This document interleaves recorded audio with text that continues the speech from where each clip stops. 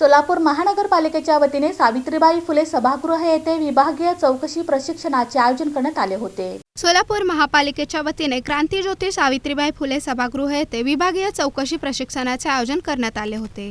यावेळी महापालिकेचे आयुक्त डॉक्टर सचिन ओंबासे यांच्या हस्ते विभागीय चौकशी प्रशिक्षणाचे मार्गदर्शक करणारे निवृत्त सहसंचालक वित्त विभाग प्राध्यापक हिंदूराव पवार यांचे पुस्तक देऊन स्वागत करण्यात आले।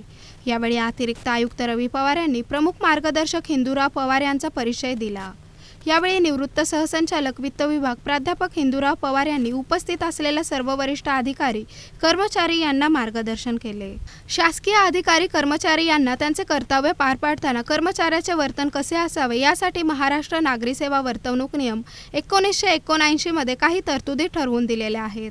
तसेच कार्यालयीन कामकाज किंवा कर्तव्य बजावताना प्रशासकीय लेखाविषयक व तांत्रिक स्वरूपाचे नियम मार्गदर्शक तत्त्वे ठरवून दिलेले आहेत। या नियमांची माहिती दिली। तसेच विभागीय चौकशी प्रक्रियेची माहिती दिली।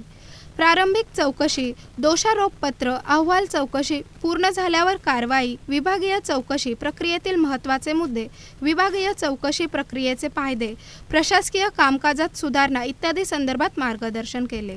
यावेळी अतिरिक्त आयुक्त संदीप कारंजे, मुख्य लेखा परीक्षक रुपाली कोळी, मुख्य लेखा अधिकारी रत्नराज जवळगेकर, उपायुक्त तैमूर मुलानी, उपायुक्त किरण कुमार मोरे, सहाय्यक आयुक्त शशिकांत भोसले, सहाय्यक आयुक्त गिरीश पंडित, सहाय्यक आयुक्त मनीषा मगर, विधान सल्लागार संध्या भाकरे, आरोग्य अधिकारी राखे माने व सर्व वरिष्ठ अधिकारी या प्रशिक्षणासाठी उपस्थित होते।